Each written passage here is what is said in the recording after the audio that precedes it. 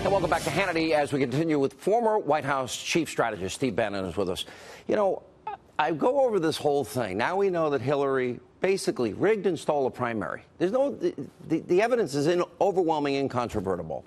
Then she tried to, by spending money, we know she spent the money, she controlled the DNC, they spent the money, and they paid for this phony Russian dossier, Russian lies, propaganda to influence the American people, bought and paid for by Clinton. Then we've got this whole issue of Uranium One. Mueller knew in 2009 about, and so did Eric Holder, about bribery, extortion, kickbacks, money laundering, and racketeering. A year later, the Uranium One deal goes through. Steve, we have to import uranium because we don't have enough uranium in this country.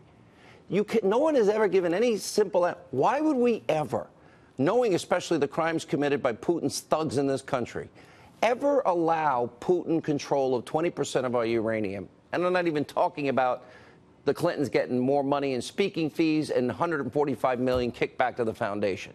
When you look at these things in light of what is going on for a year, when there's no evidence of Trump-Russia collusion, as Dianne Feinstein said on Sunday, what are your thoughts?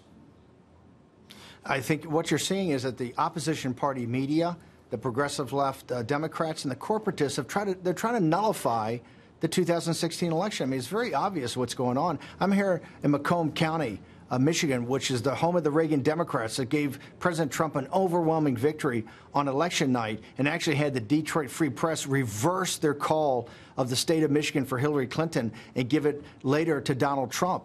And the working men and women of this county are the ones that did it. And what you're seeing is that the elites in this country don't want the people in Macomb County to have a voice. They are trying to nullify the 2016 election. And they're doing it with every underhanded thing they hit. That's why the entire Russian collusion thing is a joke. The Clintons have been so corrupt for so long. But Steve, wait a minute. There was collusion. Hillary Clinton bought and paid for Russian lies. Right. It was right. Use whatever term you want. It's incumbent. I tell you, that's incumbent to me upon Grassley in the committee and also Senator Sessions. If Mueller won't pick this up in his investigation, when he's now looking at guys' tax returns like Paul Manafort's and charges of wire fraud and things that happened 10 years ago, then it seems to me that Senator Sessions has to look into the Clinton situation, particularly Uranium One. I think a special counsel ought to be designated for Uranium One. The American people got to get to the bottom of that. There's crimes on, listen, there's crimes on the email server, known crimes, cover-up, obstruction, espionage, all of these things we've gone through. I won't repeat them, but you're right, 20% of uranium, really? And Mueller knew. How could he investigate anything Russia? Let me ask you a political question. Yes, sir. And I know this is important because you have said you were going after those people. Look, we see people like Ben Sasse and Jeff Flake and John McCain and other people. They hate the president.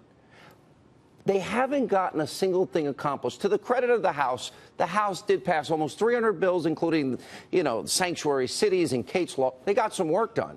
And they passed a health care bill, imperfect, but they got it done. And my question is this. Isn't it at the end of the day, you and Reince Priebus, Reince is more establishment than you. You're a conservative outsider, kind of like, I think we agree on a lot of politics, so you're wrong on not cutting taxes for everybody. That's another night. But you guys made it work. Why can't the Republicans that maybe don't like Trump personally look at his agenda and say, I asked them, what part of his agenda beyond say, trade that isn't conservative? Is Gorsuch not a conservative? Is his tax plan, except for the not across the board, not conservative? Immigration, not conservative? Listen, this is what I gave the speech about tonight, about victory and about winning more victories in the future. Reince and I came together as soon as I was designated CEO of the campaign. The only way we won in the 85 days we had to go was to put together a coalition. We had the religious right, we had the Tea Party groups, we had the populists, we had the economic nationalists, and we had the Republican establishment. And Reince and I had a great working relationship. We had a great working relationship in the White House. I think what you're seeing is really the donor class, and particularly in the United States Senate with Mitch McConnell. The House has actually voted on 180 bills that the Senate has not taken up, including many bills that would be a very difficult vote for Joe Manchin and Claire McCaskill and John Tester and Heidi Heitkamp and other these red state Democrats that we need to take down in 2018. And Mitch McConnell's refused to do it. I tell you, Sean, I'm to the point that I think Mitch McConnell, to really bring unity to to the Republican Party and get things done. I think Mitch McConnell ought to tender his resignation. What he ought to do is offer to resign as soon as taxes are done. We can't do it in the middle of taxes, but I think Mitch McConnell tomorrow should tender his resignation and said, hey, after we get taxes done, I will step aside and we'll have a revote on majority leader. Because I got to tell you, there needs to be a sense of urgency in the Senate. You know, over the last about week, you know, they're now going to work 6 days a week. They're talking about canceling Thanksgiving. They passed the budget. They're starting to move on federal judges. But that's all because, quite frankly, we put the spotlight on Mitch McConnell and said that this guy is just not supporting the president, and he's not supporting the president. The president needs support. If you're going to drain the swamp. He's not helping the forgotten men and women. The people in this country, their inactivity, their lack of urgency, their many vacations. It's not help. The president, just by getting rid of burdensome Obama-era regulations, look what's happened to the economy. Imagine if they would explode the economy with this bill. But they have given up on Reagan supply-side conservative tax cuts across the board. Reagan went from 70 to 28% top marginal rates. This is actually a private issue you and I disagree with on that part. They're great on the corporate tax cuts. They're great on the repatriation. The president's been great on energy independence. That all stimulates the economy, manufacturing. Factories are going to be built as a result.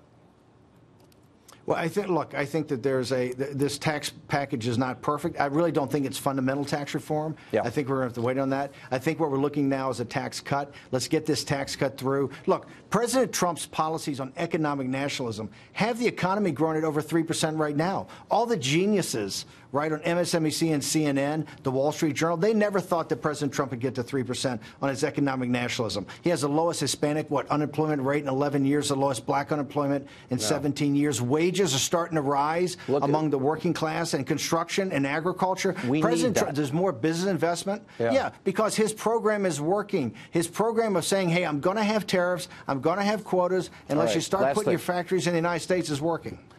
I agree with you on McConnell. Step up, get the job done, or get out. I'm tired of it. Steve, good to see you. He should tender his resignation tonight for after the tax cuts. I know you hate doing interviews. We appreciate you coming on the program. Thank you.